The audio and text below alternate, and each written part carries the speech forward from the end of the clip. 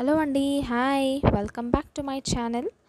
ఈరోజు recipe spicy Maggi masala ఎలా తయారు చేసుకోవాలో చూపించబోతున్నాను.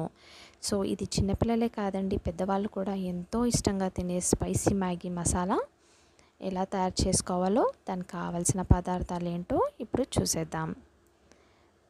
ఇక్కడ నేను ముందుగా కట్ చేసి పెట్టుకున్న క్యారెట్ ముక్కలు, బంగాళాదుంపలు, క్యాప్సికమ్, బీన్స్, ఉల్లిపాయలు, పచ్చి బఠానీ తీసుకున్నాను.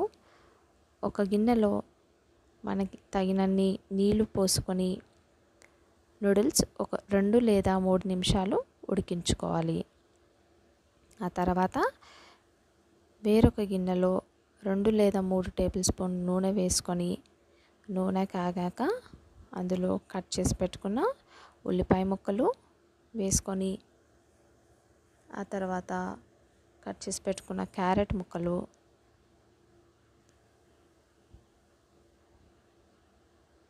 ఇప్పుడు క్యాప్సికమ్, బంగాళాదుంప, బీన్స్, పచ్చి బఠానీ అన్నీ వేసేసుకొని బాగా మిక్స్ చేసుకోవాలి. ఇవన్నీ మనకి ఆయిల్లోనే ఫ్రై అయిపోవాలండి.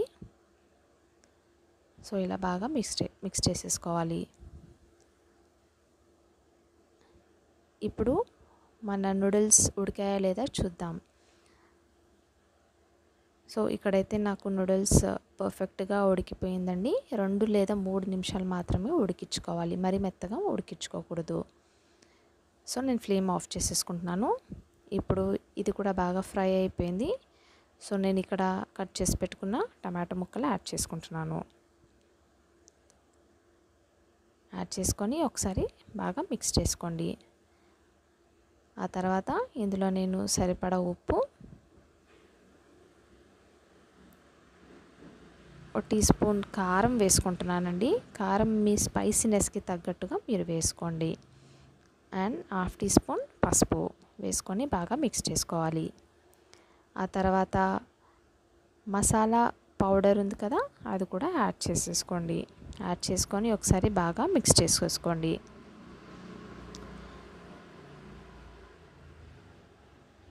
ఇలా బాగా మిక్స్ చేసేసుకోవాలండి. ఆ తర్వాత ఉడికించి పెట్టుకున్న నూడిల్స్ యాడ్ చేసేసుకోవాలి.